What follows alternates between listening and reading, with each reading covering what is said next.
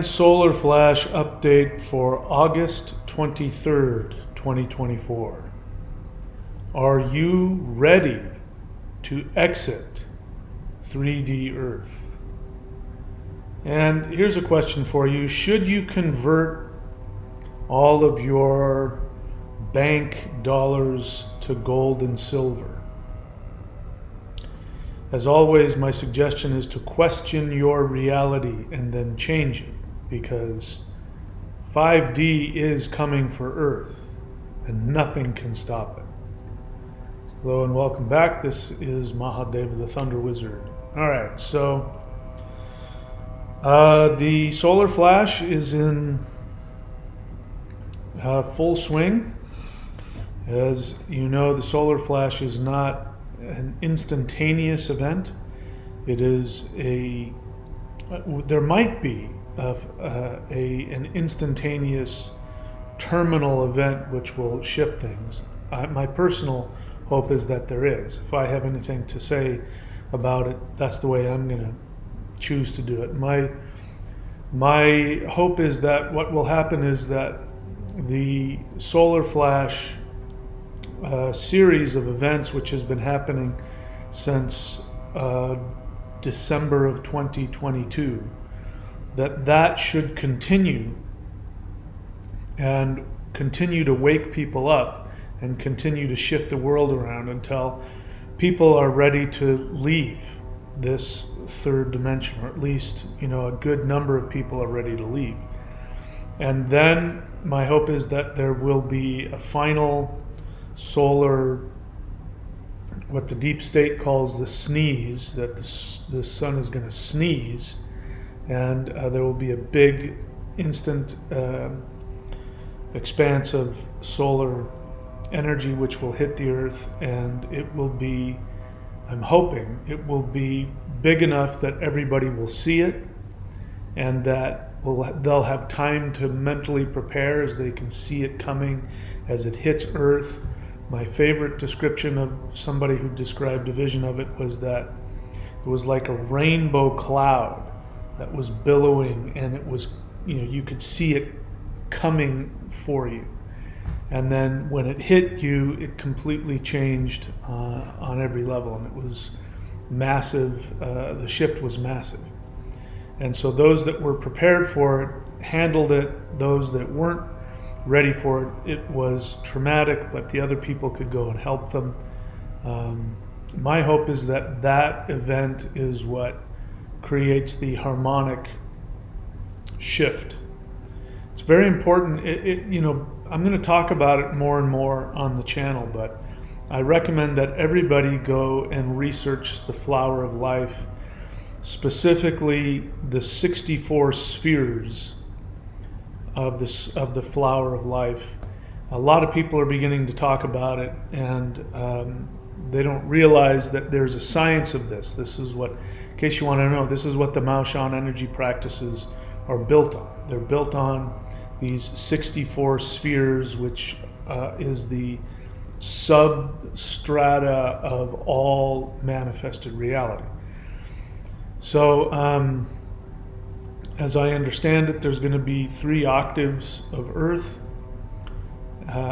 and so when the final solar flash event happens, which I hope it happens that way, my hope is that that's when the shift into the 3 different octaves of Earth will be finalized and complete. I'll let you know if I get more information about that. I haven't gotten a clear message about that, other than this is what's going to happen. All right, so that is my hope. So my question for you is, are you ready? It's okay with me if you're not, but maybe like me, you're starting to get more and more mentally and psychologically prepared for this. My other question for you is, should you convert your dollars to gold? So before we get into the deep stuff about exiting Earth and the 64 spheres and all of that Flower of Life stuff, let's talk about, should you convert your dollars to gold? So a lot of people, rightly I believe, are preparing for a financial collapse. Because when the dark force elite, when they crumble, they're planning on doing all kinds of things. But one of the things that they are planning to do, and they're preparing for it, in case you don't realize it, that was a preparation for among other things, it was a preparation for a financial collapse. And the financial collapse will be orchestrated. Of course, all of the players in it, Wall Street, lower level banks, governments, they will be caught by surprise, and they will lose all of their power, and all hell will break loose, and that the economic collapse will then give the governments the right to declare martial law, to take over ownership of everything, and relegate you to smart cities and things like that. So this is coming, and a lot of people are saying that you should prepare for this by getting out of the digital currency, because we're in a digital currency. There's the money, even paper money isn't represented by anything. As you know, the dollar bill used to be a promissory note that represented $1 worth of precious metals, gold or silver. It used to be Fort Knox. You never hear people say the word Fort Knox anymore, but when I was a kid, people threw that word around. Who do you think you are? The owner of Fort Knox? Well, he has as much money as Fort Knox. Well, because Fort Knox is where all of the precious metals were stored for the United States Treasury. And so your dollar bill was a promissory note. It didn't have any value. It was an IOU. You could redeem it if you chose to for $1 worth of gold. This way you could carry a bunch of, bills instead of carrying a bunch of gold around. That was the idea. So that's no longer the case anymore. The paper money doesn't have any value, and neither does your digital money in your bank account. It's all arbitrary ideas. It's not connected to anything. So the assumption is, and a lot of people operate from this assumption, even people who believe in all the shit that is happening. People believe that gold and silver has some kind of real value. So the assumption is that since our money, isn't worth anything, because, the dollar bill only has value if you and I agree it does. So if there's an economic collapse where the banks no longer honor it, then the idea is you can't go out to your grocery store and use your dollar bills, or even use the money in your bank account, the numbers on the screen in your bank account. You can't even use those anymore. That they won't have any value because there's no agreed upon value. So the idea is that if we shift back to a gold standard where money represents actual gold, then somehow that will change things. And there even, everywhere you go, if you're like me, I'm now really enjoying Rumble and all of the information you can get off of that about the reality of our world. And even on YouTube, you see it just about everywhere. Anyway, people are saying, buy gold now, blah, blah, blah. Well, again, this goes off the assumption that gold has value, but it doesn't. Gold is a metal, and it's not even a very useful one. The idea is that gold has value because it's rare, and silver is rare. And so therefore it has value, but it really doesn't. I mean, it's not like you can't use gold for things, but the truth is that the value of things has never changed. And the things that have real value, that's why they call it real estate. The things that have real value are actual physical things like land, water, food, lumber. In modern day, if we continue, if human beings don't realize that we have a technology that goes far beyond things that need to be purchased. So when human beings become aware that you can, scientists have been doing it. The thing is that scientists continue to rediscover this. It's over 100 years ago, people were discovering. This was Tesla's thing. Tesla was pushed out of favor with everybody, and then he's badmouthed, and people says he went crazy at the end of his life, and that's really not true. When you read Tesla, some of the things he said at the end of his life, he's talking like a master mystic, and he understood the connection.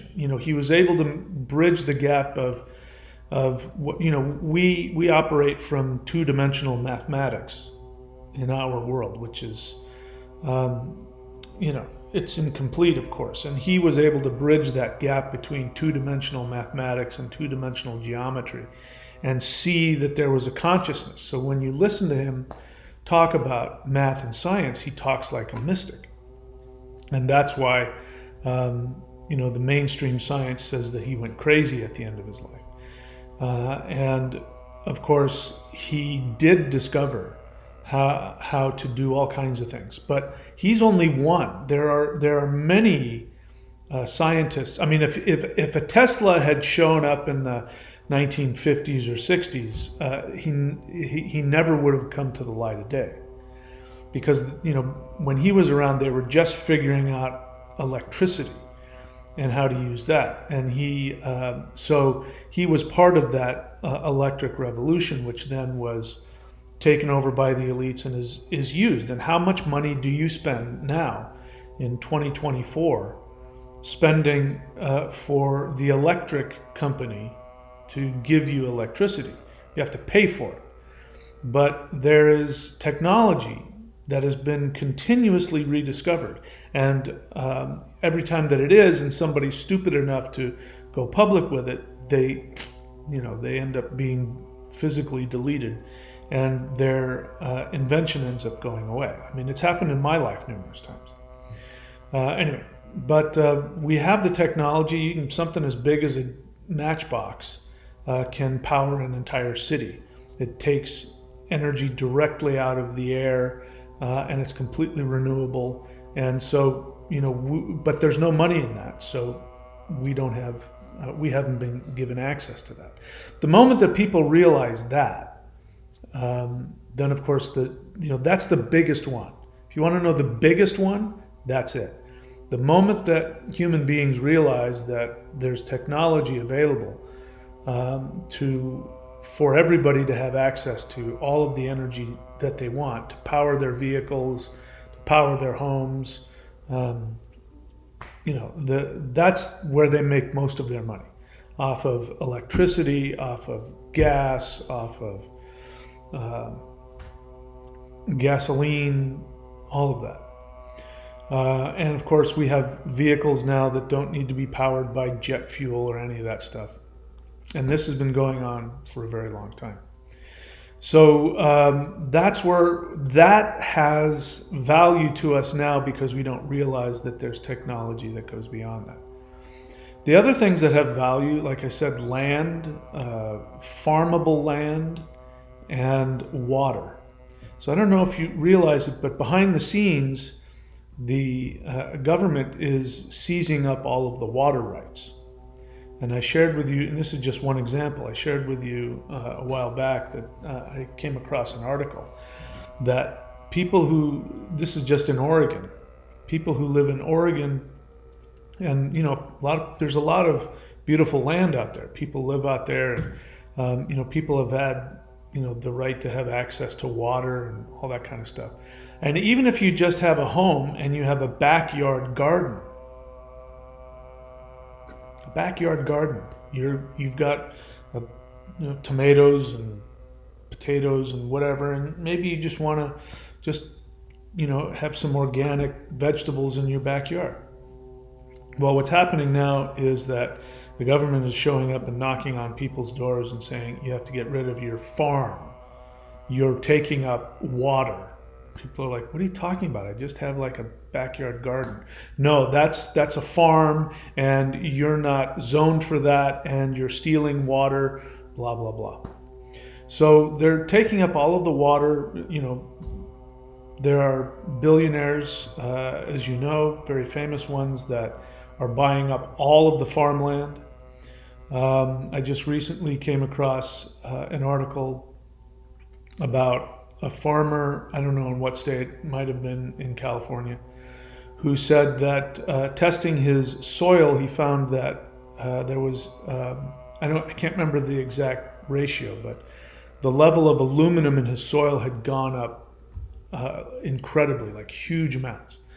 So tinfoil hat people will tell you that that's what's happening with chemtrails, that chemtrails is about aluminum powder, that they're spreading it over all of the farmland. Now, I know people in California who say that they wake up in the morning and they see the chemtrails start, and by midday there's a haze over it, and they get, their body's reacting and they cough and they don't feel good.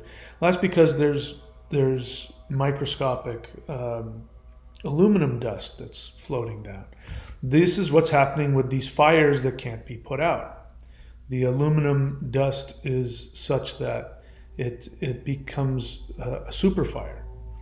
So farmers are put two and two together. If we, I can't prove any of this, but if this farmer is talking about that, it means that the chemtrails are destroying his farmland, and all it's going to take is one spark, and then everything's going to go up in flames, and no amount of water is going to put it out. So the idea is that the farmland becomes useless. Government comes in and scoops everything up. So they own all of the farmland, they own all of the water, and of course they own everything else. They own electricity. They own, of course, everything you use to drive your vehicle with. So that's what has value, resources. If this collapse happens, and it's orchestrated by, once the collapse happens and money doesn't work anymore, then everybody goes out of business. All the farmers go out of business. Grocery store chains go out of business. Everything goes out of business. And then everything under martial law is taken over by the state, which is now the oligarchy. There's no need to pretend that we have a government. We just now have, a group of people who are making all of the decisions, a totalitarian government. Then what ends up happening is that it doesn't matter if you have gold or silver, because the only way that gold and silver has any value is if you and I agree that it does. You can't do anything with it. You can't eat it. You can't wipe your ass with it. You can't keep yourself warm with it. You can't build houses with it. You can't fuel your vehicles with it. You can't do anything with it. It's just pretty. It's got a few uses, but if you go out with a big bunch of gold and you go out into the forest, if there's still some kind of primitive native peoples out there that just live, hunter-gatherers, they might think that gold is pretty, but at some point they're going to go off and they're going to start hunting, cutting down trees, and using the natural resources, because that's what's important.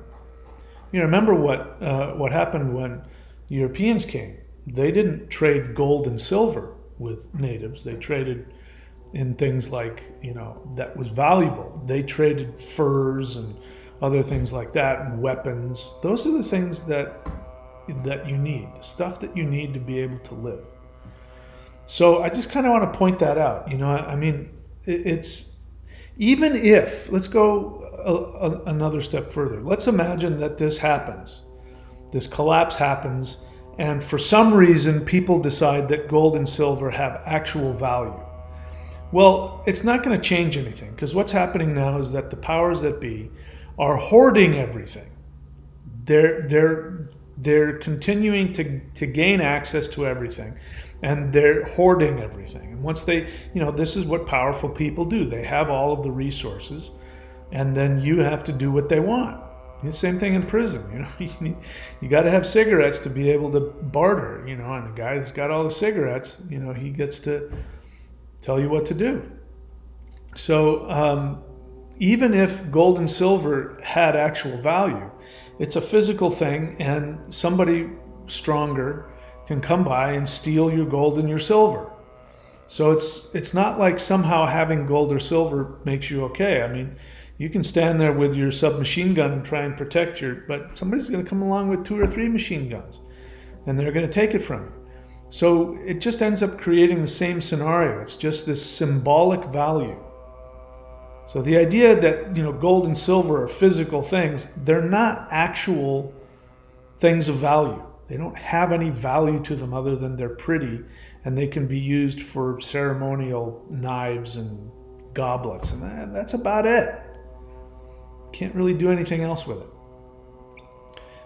In fact, back in when Western Europe was being conquered and colonized by the Romans would show up to the Germanic tribes, and they'd show up with lots of gold and silver. And the Germanic tribes liked the silver better because it was shinier. So they didn't look at it, and there wasn't like an instinct to go, oh, gold is more valuable than silver. They were just, and then what they would do is, these Romans would come by and they'd give them like, a gold or a silver goblet, thinking that the Romans are thinking, I'm giving something of real value. And the Germanic guy would look and go, oh, that's pretty cool. He'd put it on his shelf, and then he'd take out his wooden cup and he'd use that. It didn't mean anything to him because it wasn't going to keep him alive. This is where the word fee comes from. Fee comes from fehu. Fehu means cow. And cows, that's if you wanted to have value, if you wanted to have money, and in fact, the word, one of the words for money is pecuniary. Pecuniary is Latin, comes from pecus. Fehu, pecus, it means cow. So pecuniary means cow. Why are cows valuable? Because they're actual resources. They give milk, they give cheese, they have meat, they have skins, they have horns which you can use, they have bones, they have sinew which you can turn into thread. You can actually take a cow and clothe yourself, feed yourself, or if don't kill it, just keep it around, let it just mow the grass, and you've got milk and you've got cheese. So that's where value is going to be. It's going to be in that stuff. It's not going to be in physical gold or silver. So I just want to point that out. People are operating from a false assumption that somehow if the economy collapses, that you'll be able to be okay because you have a big pile of metal that you can't do anything with. All right, so now let's get to what I really want to talk about, which is, are you ready to exit Earth? And let's see what I do with that. So I've got a list here to keep me on track here. So preparing to exit Earth, this is what I'm doing. Mentally and emotionally disconnecting from the economic 3D program. You can see it because I'm listening to people because I know it's very likely that if the dark force has its way, they are going to orchestrate a complete economic collapse so that they can take over the world. They can, create a one world government. Again, this is what the fake alien invasion is doing. Fake alien invasion, climate change, pandemics, all of that. All of these things are designed to do one thing, which is to completely destabilize you so that they can control you. And again, while they're doing all this, they're gathering up all of the farmland, they're gathering up all of the water, gathering up, everything that they can get a hold of so that you have to do what they tell you if you want to survive. If you want to eat, you're going to have to do what they tell you. You're going to have to give up everything. So I'm at the point where I'm I feel like I'm ready to go. To be honest, the only reason that I would stay, the only thing that's, sorry, there's somebody doing some yard work out there. The only reason that I would stay is to be of service and, to continue to do right now the work that I'm doing. The main work that I'm doing, I can't do because my body is physically recovering from what happened 2 Wednesdays ago. But doing the live meditations and going up and sending energy into the center of the sun, I feel like that's my work. I'm not really trying to get a large audience anymore. I'm not trying to establish myself as a teacher. I think I've pretty much taught everything that I'm going to teach in terms of practices. The only thing left that I would do is that if I had physical students to work with, I would be teaching the Maoshan spirit fighting sets. I've taught the 5-element spirit fighting sets, but there's 4 others. There's a footwork set, which by the way is 64 steps, which is 64 spheres of the flower of life. Again, we'll talk about that another time. And then there's 3 other sets, which have to do with the 3 levels of existence. And those really tap into interdimensional connections. So those are the things that I would teach. That's really the only thing I have left in my mind. I've taught everything else that I feel like I need to teach. And it's not like I'm depressed and I want to delete myself. I'm ready to go. I'm ready to go. Whatever else I have to do, I'm happy to do. But let's get this thing done. That's where I'm at. So, what I'm doing to prepare to exit, I'm mentally and emotionally disconnecting from the economic 3D program. You just heard me talk about it. I no longer buy into the idea that we live in a free society and that we have an economic society where it's fair and people can it's designed to help everybody do their thing and support themselves and create a democracy. I don't believe in any of that anymore. I think it's all nonsense. So I'm mentally and emotionally disconnecting from the economic 3D program, focusing on deepest desires for a perfect world. So I spend a lot of time thinking about and imagining the kind of world that I want to live in, and not the kind of world that is better than this one. Again, that's what's going on with people who want to talk about changing the economic structure to gold and silver. They're still dealing with the third dimensional narrative, which comes from weakness, comes from lack, comes from fear, a lack of faith, a lack of general understanding that the earth is perfectly capable of giving everybody everything, including all of the technology we would ever need, for free. To create some economy based on gold and silver means you don't believe that. So I'm not talking about creating something that's a little bit better. I'm talking about absolute, complete, total fantasy.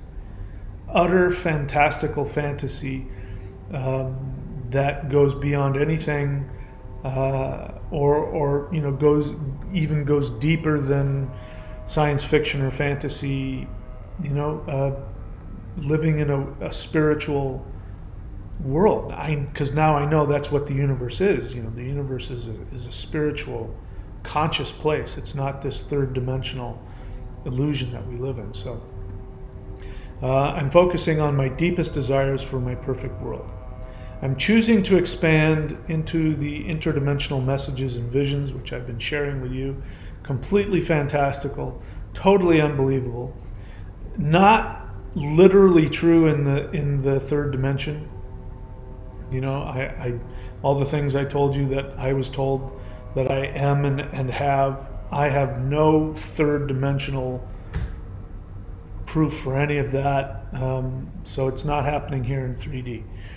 Now, one of the things that I learned how to do is to accept everything that I experience in those interdimensional meditative states, and at the same time I don't take any of it seriously, meaning I don't become emotionally attached. So that's a different way to be, to accept something. Notice I'm not using the word believe. I'm not using that word. I accept it, and I expand into it, but I don't become emotionally attached.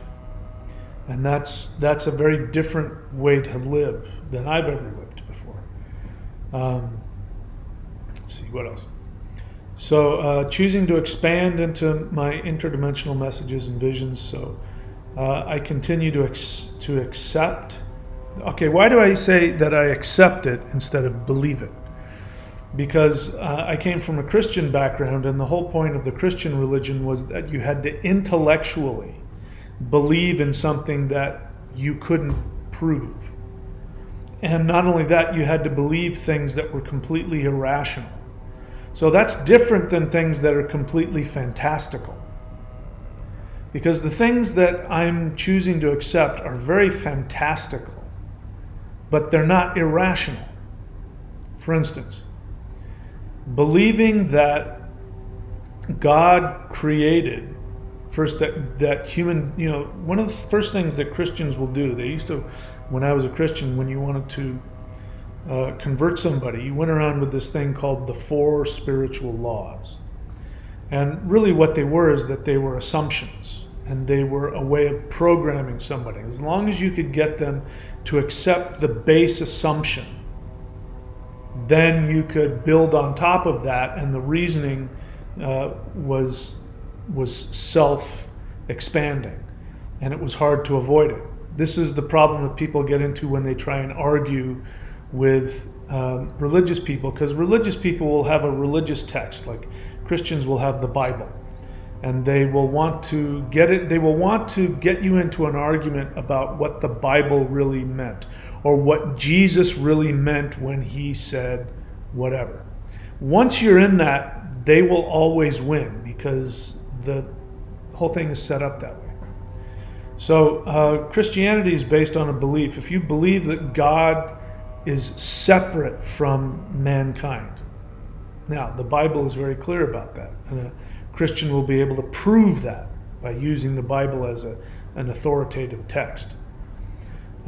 So then they will say that man is separated from God because of sin. And then they'll say God has to punish sin, and you are going to hell. And if you follow, if you accept their assumptions, and you'll have to follow their logic, and then you'll be in this corner where you will have to admit that you are a sinful being and you deserve to go to hell. And then the only thing that's left for you to do is to believe in Jesus. So, it's all based on belief. But all of the reasoning behind it is completely irrational. For instance, an all-loving God creating you and then rejecting you, like rejecting your entire essence, having to throw you in hell because you're imperfect. If a human being did that, we would lock them up, because it's irrational and it's cruel. And it's unnatural, because the whole idea is to love children while they learn, while they make mistakes, and while they learn. And so that's rational. Rational is your parent, your creator, has to love you unconditionally. That's not even up for debate. If God exists, whatever that is, for me, it's not like a God with a beard standing there. It's a conscious universe. If it is a conscious universe, then it is just simple, just rational thinking that gets you to the conclusion immediately that the universe is filled with unconditional love. Having to accept Jesus in order to be saved from sin is conditioned.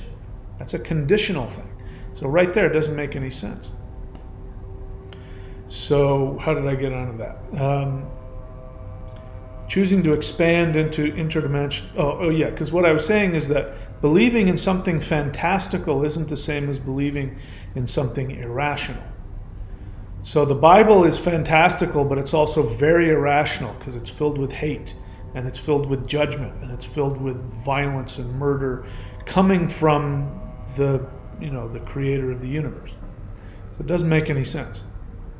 The fantastical world where I live in, where human beings are actually deities that have chosen to come to Earth, that created Earth, that comes from an assumption that we have inherent infinite value. We have inherent infinite lovability. And that makes sense. Even children know that. They play in that world of love and beauty. So that is a fundamental, it's very fantastical to think about being on a planet filled with rainbows and unicorns and, being able to, talk to the plants and, whatever your fantasy is. As fantastical as that is, it's based on the assumption, which is rational, which is that everything is made of love. You know this. You've been programmed out of it by our society, but also the third dimension programs you out of it. But inside, everybody knows. Your deepest knowledge is that love is everything, and everything is made out of love, and that this isn't reality. We're in an illusion.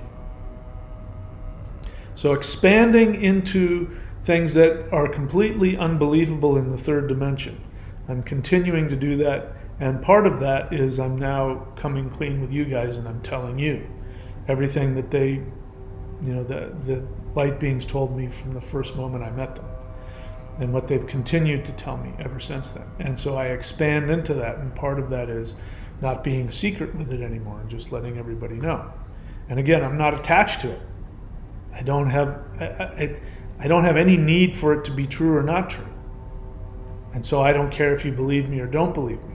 And I'm not defensive about it. If you said that's completely, totally just beyond comprehension belief, I'd be, I'm with you.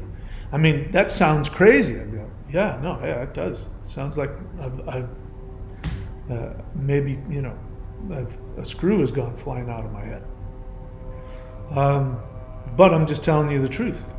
But there's also a part of me that believes in the assumption of it, which is the assumption of it is that I am a divine being who is worthy of love, unconditional love and acceptance, which is true for everybody, as opposed to the completely fantastical, unbelievable story of the Bible, which is based on you're a worthless piece of crap. There's no value within you except unless God decides to give you value.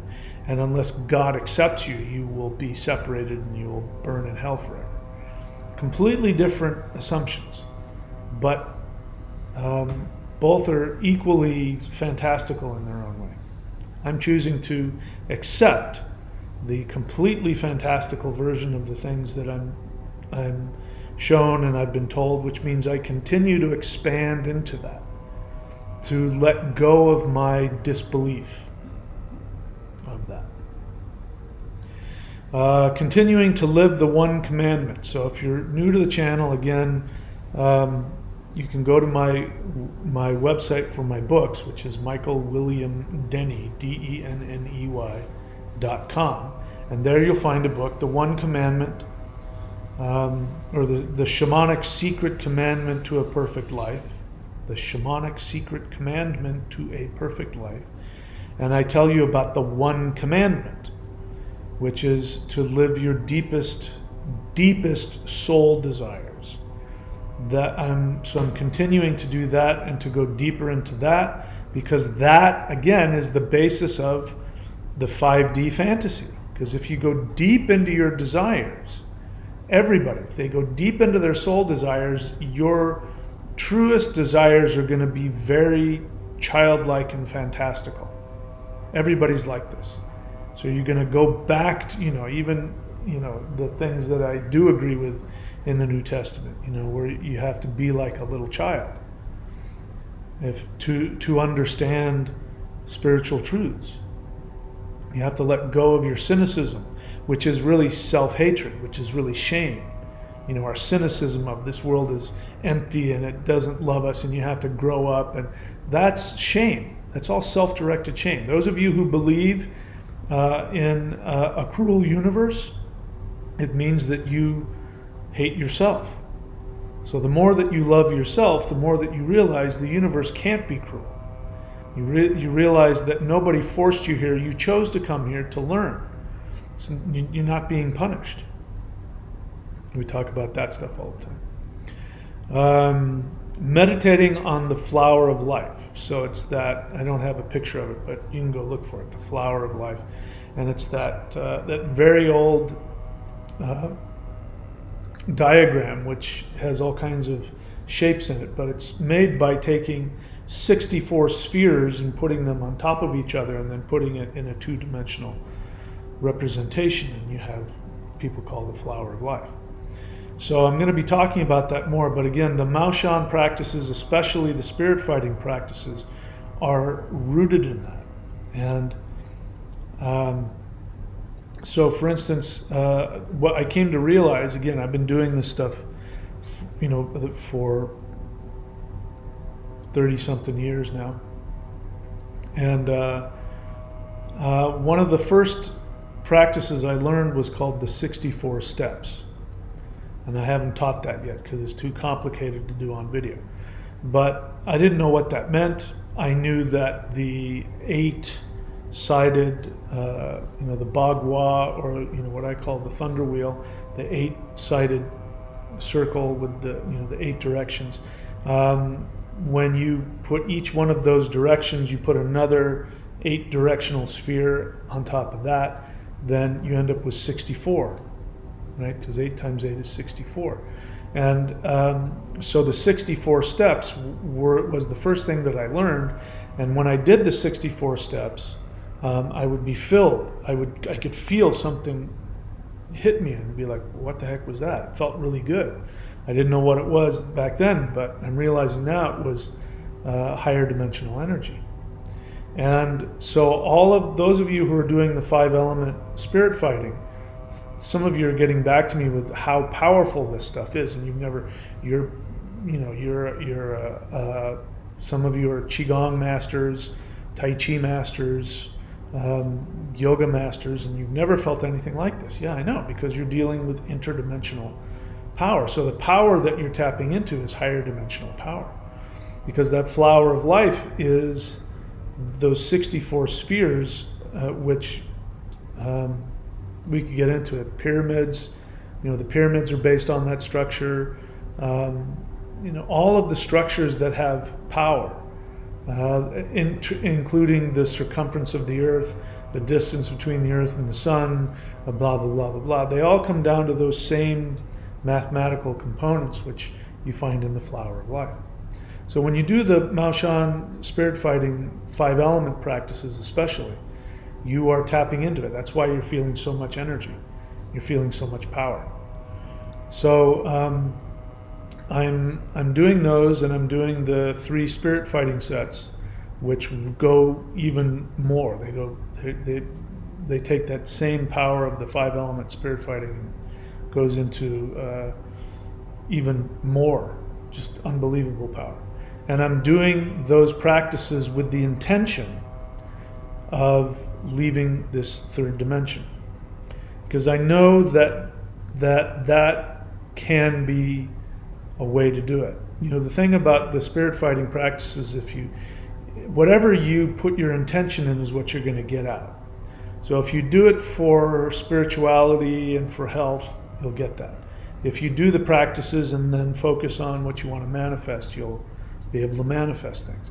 For me, I did it way back when because I wanted 2 things. I wanted to tap into the spiritual energy, but I also wanted to be a martial arts master. I wanted to be, martially untouchable.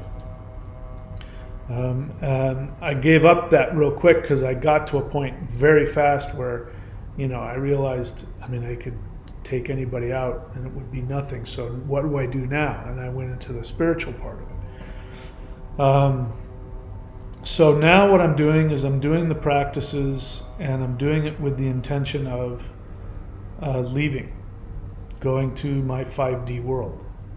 So worst case scenario, I'm just going to continue to spiritually evolve and energetically empower myself. But I'm going to see if I can actually leave. We'll find out. And at the same time, I'm going to be patient and watch what's happening, and be prepared for the event to come on its own. And then comes the question of, does the event that shifts us to the next dimension, does that happen on its own, or do we bring that about? So I'm going to do the practices with the intention of bringing that about. All the while, when my energy body recovers, I'm going to go back and start doing the Huar breath and going back out there to the galactic center like we did on the last Wednesday, where I short-circuited myself. But the energy that we sent into the galactic center, to the center of the sun, as I said, that portal is open for business. And so you can, in your interdimensional meditations, go there, keep doing. I uploaded the video, give this to all of your friends. Keep doing that. If you want the solar flash to come, keep following that guided meditation, because that will bring it. And on your own, if you want to do an interdimensional meditation and you want to bring the solar flash, then fly yourself out to the galactic center, chant the Huar sound into the center of the galaxy, to the center of our sun, and it will come. That portal is open for you to create it. The more that you do that, the faster it'll come. All right, so practicing, I already talked about that. And the method of holding the 3 ones. So I'm doing the Maoshan spirit fighting, and then the way that I ground is I do the method of the holding the 3 ones meditation. And I've taught versions of that in the 90-day challenge, in case you're wondering. Those of you who are wondering, where can I find all this stuff? I also use the Maoshan mantra, which I've given to you as well here in the 90-day challenge. So all of that. But even if you're just using the Awakening the Immortals, that's why I created that set and made it available to you, because that set will also tap the average person into the Maoshan energy. Not everybody wants to become a spirit fighter, but you want to tap into that higher dimensional energy. The Awakening the Immortals will do that. So if you do that with the intention of shifting yourself up to 5D, just to let you know how it's worked in the past. There was a thing the spirit fighters would do, the high-level spirit fighters would do something where they would try to get what they called the 4th set. So there's the 5 element sets, and then there's another 3 spirit fighting sets besides the footwork. And so there would be a 4th set. Now the 4th set is you'd master the 3rd set, the most advanced set. And if you mastered that, then what would happen is you would exit your body, and you would learn the second half of that from a spirit guide. And if you then came back and were able to replicate that physically, you then had what was called the 4th set. So I've experienced that with the fire set. I wasn't trying to do that, but because I believe because of my astrological makeup, I was doing the fire set over and over and over and over, and I was really, really just like coming out of my body, and I laid down, came out of my body, and there was a being there. Now, I didn't know what the hell was happening, and I flipped out, but I know that these practices have the ability to shift you. So now, I'm not holding out any hope that I'm going to exit my body. If it happens, it happens. That's great. But I'm not looking to make that happen. I'm just doing the practices to the best of my ability now, which is, I'm not nearly as physically capable as I was 30 years ago. I mean, I can handle myself, but I'm a lot older now. So I'm just doing the practices and getting the energy moving and putting my intention of I'm ready to go home. I'm ready to go home. And we'll see what comes of that. But anyway, that's how I'm preparing to exit 3D Earth. And there you go. So that's the Solar Flash update for now. And I don't have anything else to say today, so that's it. So you know what to do. If you want to support the channel, you can click on the right as you're watching it. There's a little $ button. You can click on that and contribute right now. You can, what I prefer is the subscriptions, because the subscriptions are recurring. So when you go to thunderwizard.com and subscribe, not at the free level, obviously that doesn't do anything for me or for you. It's a nice gesture, but that's about it.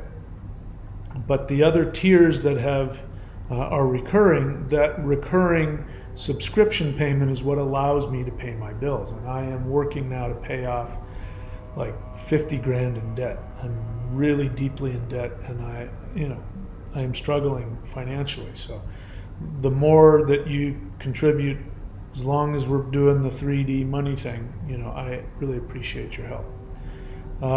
But there's that, so you can subscribe, and if you go to thunderwizard.com, the shop is there. There's all kinds of practices, including the 5-element Maoshan spirit fighting that I just have been talking about. So we'll see. If you want me to start teaching in person and doing seminars in person, start meditating on that so that I'll get motivated to do that. And if there's enough interest, I'd be willing to set something up, but there'd have to be plenty of interest to make it financially worth my while, and also make it worth my while. But I do want to eventually share all of my knowledge with those of you who are serious about it. Anyway, that's it, my friends. I love you all. Please remember, you're the most powerful, amazing being that has ever existed. You are God. You created this multiverse, and you created it for your own pleasure. And that's the most powerful thing you can do. The most spiritual thing you can do is get as much pleasure as you possibly can out of your own creation. I thank you for creating me and for allowing me to live in this universe that you've created. This multiverse wouldn't exist if it weren't for you. And know that your value, your lovability, comes simply from you existing and experiencing reality. And there's literally nothing you can do that will make you more lovable than you are right now, simply because you're awake and alive and you exist. So there's nothing you need to do. So remember that. And having said that, my friends, I love you all very much. Please take very good care of yourselves, and I will see you all very soon.